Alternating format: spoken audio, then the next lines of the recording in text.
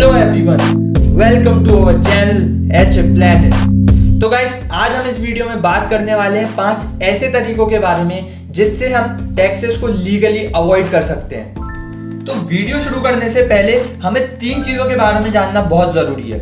ये 3 चीज हैं टैक्स प्लानिंग, टैक्स इवेजन और टैक्स अवॉइडेंस। पहला है टैक्स प्लानिंग। तो टैक्स प्लानिंग में जैसा जैसा लॉ में लिखा है हम वैसा वैसा ही उसको इंटरप्रेट करके टैक्स में छूट ले लेते हैं। वहीं हम टैक्स इवेजन की बात करें तो टैक्स इवेजन में लोग अपनी इनकम को छुपा लेते हैं, या यूँ बोलिए वो अपनी इनकम को कम करके दिखाते हैं। फॉर एग्जाम्पल, अगर आपने 50 लाख की इनकम की है और आपने अपने ITR में बेसिकली इनकम टैक्स रिटर्न में सिर्फ 40 लाख रुपए ही दिखाया और आपने 10 लाख रुपए नहीं दिखाया, तो यहाँ आपने टैक्स को छुपा लिया 10 लाख रुपए तक और सिर्फ 40 लाख को ही शो किया। तीसरा है टैक्स अवॉइडेंस। तो टैक्स अवॉइडेंस में जो लॉ में लूपहोल्स हैं, हम उन लूपहोल्स को यूज करके टैक्स को सेव करते हैं। वहीं हम इनके लीगल पोजीशन की बात करें तो टैक्स प्लानिंग और टैक्स अवॉइडेंस कंप्लीटली एक लीगल तरीका है, लेकिन वहीं टैक्स इवेजन पूरी तरीके से इलीगल है। तो आपको इन तीनों शब्दों में डिफरेंस समझने आ गया होगा। तो अब वीडियो को शुरू करते हैं और समझते हैं उन 5 तरीकों के बारे में जिससे हम टैक्स को लीगली अवॉइड कर सकते हैं। सबसे पहला तरीका है गिफ्ट फ्रॉम फैमिली। सपोज कीजिए आपको कोई बिजनेस स्टार्ट करना है, आपके पास बैक एंड पे काफ़ी सारा कैश रखा हुआ है, लेकिन वो लीगल मनी नहीं है। बेसिकली लीगल मनी का यहाँ मतलब है आपने उस मनी पे टैक्स पे नहीं किया है और अब आप चाहते हैं कि वो ही अमाउंट आप इस बिजनेस में यूज़ करें। तो आपको बिजनेस खोलने के लिए लीगल मनी की ज़रूरत होती है अगर आप खुद का कैपिटल लगा रहे हैं तो। पर इस केस में आपके पास लीगल मनी नहीं है और जो बैक एंड पे जो अमाउंट पड़ा हुआ है उस पर आपने टैक्स पे किया नहीं है। तो अब इसको एक तरीके से लीगल बनाने के लिए हमें कुछ जुगाड़ लगानी पड़ेगी। तो इसमें आपको आपके फैमिली के एक पर्सन से कांटेक्ट करना पड़ेगा जिसके पास लीगल मनी है।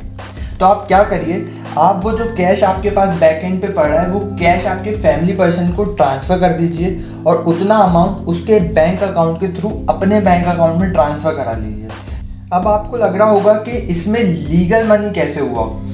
तो as per section 56 of income tax act 1961, अगर आपका कोई भी फैमिली मेम्बर आपको कोई भी अमाउंट ट्रांसफ़र करता है एज अ गिफ्ट, तो उस अमाउंट पर टैक्स बिल्कुल भी नहीं लगेगा, वो कंप्लीटली एग्जम्प्ट है आपके हाथों में। तो इससे वो लीगल मनी आपके फैमिली मेम्बर के पास चला गया और उन्होंने जो आपको ट्रांसफ़र किया है उसके थ्रू आपके पास लीगल मनी आ गया। तो ये पहली सिचुएशन थी जिससे अपन टैक्स अवॉइड कर सकते हैं बिल्कुल लीगल तरीके से।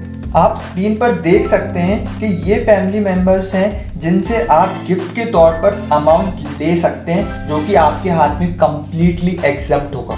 दूसरा तरीका है इन्वेस्टिंग थ्रू वेरियस पीपल। मान के चलिए आपके पास काफ़ी सारा कैश है जिस पर आपने टैक्स नहीं भरा है और आप उस अमाउंट को इन्वेस्ट करना चाहते हैं। तो इस केस में आप वो अमाउंट कुछ लोगों में बांट दीजिए जिनको आप जानते हैं और जिनकी इनकम बेसिक एग्जम्पशन लिमिट से कम। अब आप क्या करिए, वो अमाउंट इन लोगों से उस कंपनी में इन्वेस्ट करा दीजिए जिस कंपनी में आप इसको इन्वेस्ट करना चाहते थे। अब इस केस में क्या हुआ, आपके पास जो इलीगल मनी था वो डाइवर्सिफाई होकर लोगों में बढ़ गया और वो अमाउंट उस कंपनी में जाके इन्वेस्ट हो गया। अब जब वो अमाउंट मैच्योर होगा तो उन लोगों के पास वापस आएगा। तो अगर उसमें कुछ फैमिली मेम्बर्स हैं तो वो जब आपके पास ट्रांसफ़र करेंगे तो उसे आप गिफ्ट दिखा दीजिएगा एज पर सेक्शन 56, जो कि हमने पिछले केस में डिस्कस किया। और अगर उसमें अदर देन फैमिली मेम्बर्स हैं, फ्रेंड्स हैं या कोई और है, तो उस केस में आप हर साल मैक्सिमम 50,000 तक अपने अकाउंट में ट्रांसफ़र करा सकते हैं। और अगर आपको वो अमाउंट की ज़्यादा ज़रूरत है तो आप वो अमाउंट डाइवर्सिफाई करा के अपनी डॉटर, वाइफ या सन के अकाउंट में ट्रांसफ़र करा सकते हैं अप टू 50,000। तो इस तरीके से आप उस अमाउंट को इन्वेस्ट भी कर सकते हैं और कुछ हद तक उस अमाउंट को लीगल भी बना सकते हैं। अब तीसरे तरीके की बात करते हैं। तीसरा तरीका है diverting money through your son और डॉटर अकाउंट। ये सबसे ज़्यादा यूज़ किया जाने वाला तरीका है। मान के चलिए आपका एक बिजनेस है और आप कैश में लेन देन करते हैं। अब मान के चलिए उस बिजनेस का टर्नओवर है 50 लाख रुपए और आप नेट प्रॉफिट दिखाते हैं 25%, यानी कि 12.5 लाख। 12.5 लाख पे टैक्स निकल के आता है 1,95,000।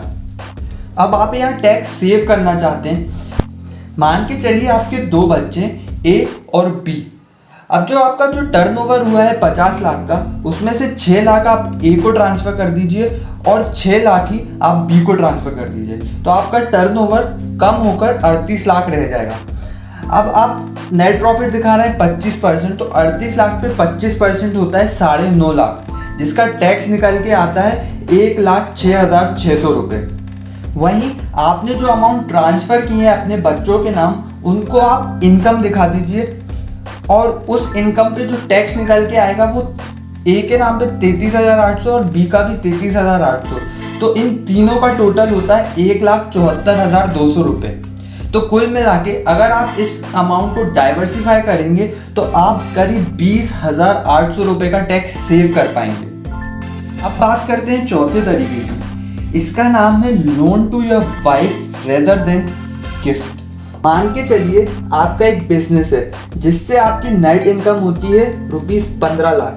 अब आप एक और बिजनेस खोलना चाहते हैं, पर आप चाहते हैं कि टैक्स बर्डन को कम किया जाए, तो आप अपने नाम पर बिजनेस ना खोलकर अपनी वाइफ के नाम, जो कि एक हाउस वाइफ है, पर बिजनेस खोलना चाहते हैं। तो अब आपके पास काफ़ी सारा अमाउंट है, तो आप वही अमाउंट नए बिजनेस में यूज़ करना चाहते हैं, तो आप अपनी वाइफ को अमाउंट ट्रांसफ़र कर देंगे और वो अमाउंट आपकी वाइफ के हाथ में टैक्सेबल नहीं होगा, जैसा अपन ने पिछले केसेस में समझा।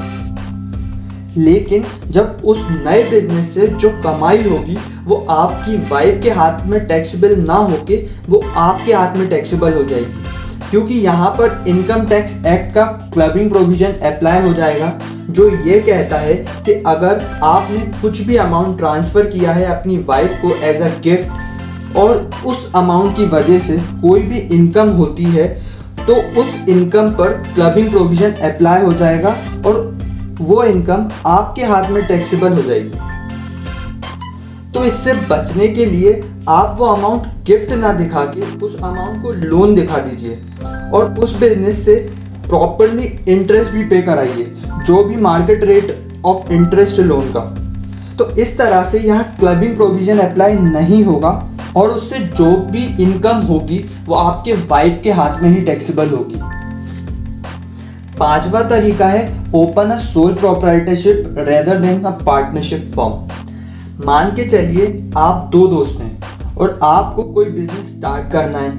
आप चाहते हैं कि उस बिजनेस को रजिस्टर कराना है एज अ पार्टनरशिप फर्म, लेकिन पार्टनरशिप फर्म में आप जो भी इनकम करते हो वो टैक्सेबल होती है फ्लैट रेट 30% से।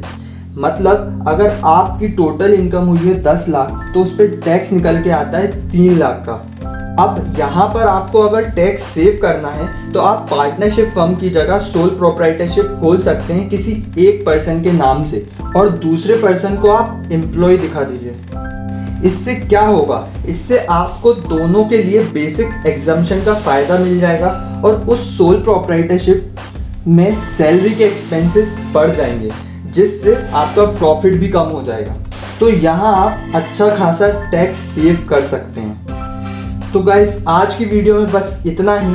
अगर आपको कोई भी टैक्स रिलेटेड क्वेरी है तो आप मुझे मेल कर सकते हैं, मेरी मेल आईडी डिस्क्रिप्शन में है। और आपको ये वीडियो पसंद आई है तो लाइक, शेयर और सब्सक्राइब करना ना भूलें। अब मिलते हैं अगली वीडियो में, तब तक के लिए बाय बाय।